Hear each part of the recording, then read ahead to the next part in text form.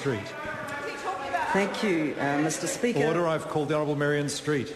Thank you very much, Mr. Speaker. My question is to the Minister of Foreign Affairs and asks, what advice, if any, did he receive about shifting the focus of development aid from poverty alleviation to sustainable economic development, and from whom did he get that advice? The Honourable Mary McCully. Speaker, I consulted with a wide range of individuals, including heads of mission, former heads of mission, officials, NGO leaders and representatives of the government which receive New Zealand's development assistance.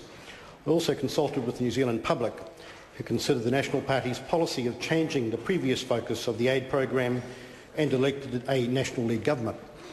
The Honourable Maryan Street. Thank you, Mr. Speaker. To the Minister, would he agree with Dr. Ganesh Wenaraja, a leading Asian Development Bank economist, who said at a recent WTO seminar in Singapore that the best bang for the aid buck was still found in educating girls? And if not, why not? The Honourable Mary McCully. Speaker, I haven't seen the specific quote, but I would agree that education should be one of the cornerstones of the development program for both girls and boys. It's a matter that the government is giving some considerable priority to at the moment, and indeed it's one of the reasons I've invited my colleague Mr Alan Peachy, who used to be the principal of New Zealand's largest secondary school, to lend some special assistance to us in refining our education programs around the Pacific. The Honourable Maryan Street.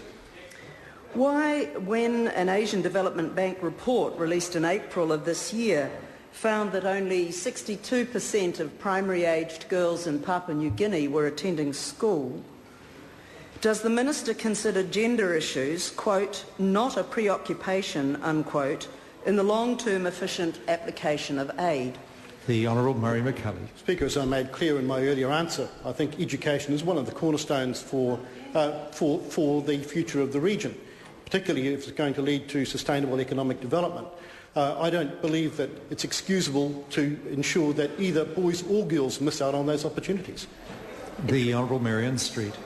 To the Minister, does he consider gifting an unwanted tourism project in Niue to former National MP Mark Blumsky to be a model of the success of sustainable economic development over poverty alleviation?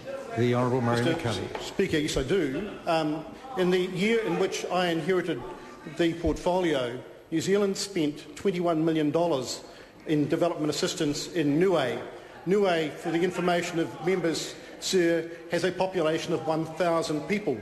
I took the view, sir, that we needed to do somewhat better than that, and it's fair to say that relations were sour with the administration of Niue at the same time. We have, in the last 18 months, made very substantial progress to convert the aid dollars that we are investing in Niue into a sustainable economic future, particularly in relation to the tourism sector. And I invite the member sometime to go and look at the specifics of that project, and she will see for herself.